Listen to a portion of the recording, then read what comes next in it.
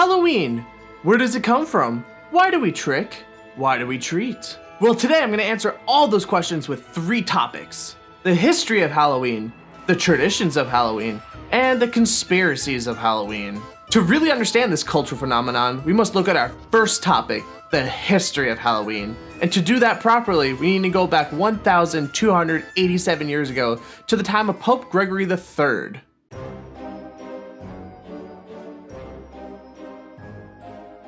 On October 31st, in the year 731, Pope Gregory III told his guards to go out into the town and ask villagers for candy so he may enjoy some sweets. So the guards went door to door demanding sweets from the villagers, or else they would burn down their homes. Thus, where we get the phrase trick or treat.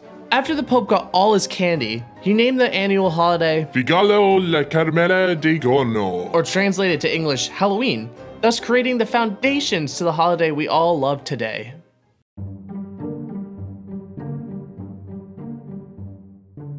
Fast forward to 2018, we can take a look at how our beloved Halloween has evolved from the time of Pope Gregory III taking village children's candy, to kids and adults alike today going from house to house in exchange for sweets such as Reese's Cups, Kit Kats, and Whoppers.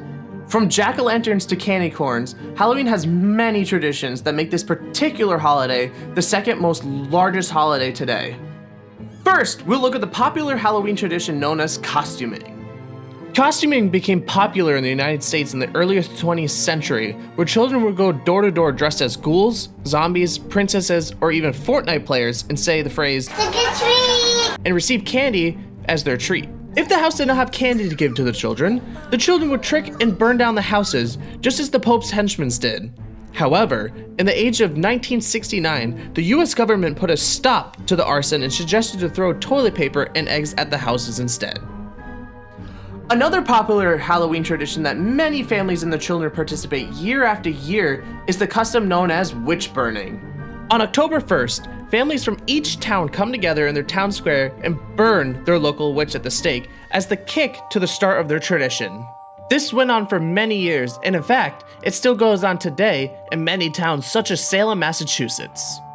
From witch burning to trick-or-treating to watching The Nightmare Before Christmas, there's so many traditions that make Halloween the most popular holiday that we all know and love today.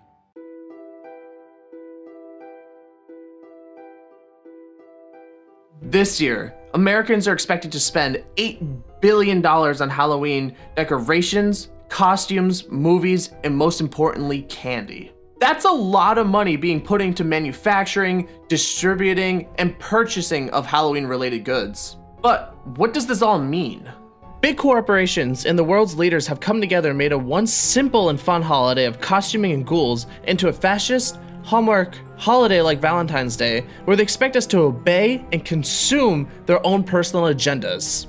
Instead of the sweet caramel core of a chocolate bar, they fill it with acetamic fluoritis, also known as mind control, that the big heads of the corporations like Amazon and Tesla, and the heads of governments including Donald Trump himself, feed to us and steal our money, make us buy guns, and be okay with no public health care. Halloween is just their front for them to take our money and freedom so they can build spaceships and leave us and go to Mars as we run out of fuel, food, and resources. So I say, let's put an end to Halloween this year. No more candy, no more costumes, no more trick-or-treating. Let's all rise up and boycott together the Halloween American Association of Big Leaders, also known as HABL. So I hope you learned a lot today, as we learned the history and future of Halloween. Happy Halloween. Ha ha ha ha ha.